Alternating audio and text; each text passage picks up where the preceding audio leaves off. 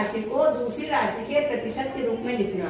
ठीक है, यहाँ पे हमें राशियां दी हुई हैं, जैसे कि 5 का 3% निकालना है कि कितना होगा, और 1000 का 250 कितने प्रतिशत है ये पता करना है ना। और इसमें 5 में 3 कितने प्रतिशत है, प्रतिशत पता नहीं, निकालना है कि 5 का जो 3 है वो कितना प्रतिशत है। इसको पता करने के लिए सबसे पहले हम क्या करेंगे, पहले हम इसको लिखेंगे 5 में कितने भाग हैं, है ना, कितने भाग हैं।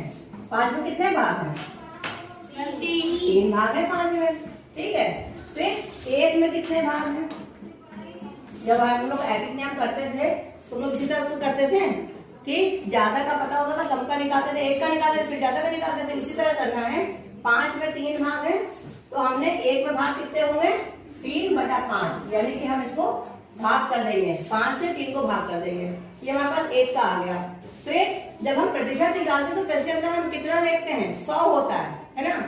तो हमने 1 का निकाला, अब हम देखेंगे कि 100 में कितने भाग हैं। ठीक है, 100 में कितने भाग होंगे, तो क्या करेंगे हम 3/5 और गुणे 100 से गुणा कर देंगे।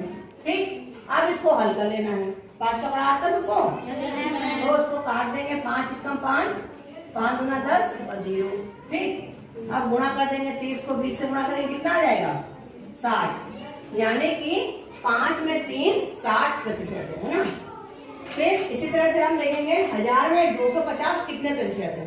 ठीक है, तो हम क्या करेंगे, शुरुआत कहाँ से करेंगे, सबसे पहले हम क्या लिखेंगे, 1000 में 250 नहीं, 1000 में कितने भाग हैं,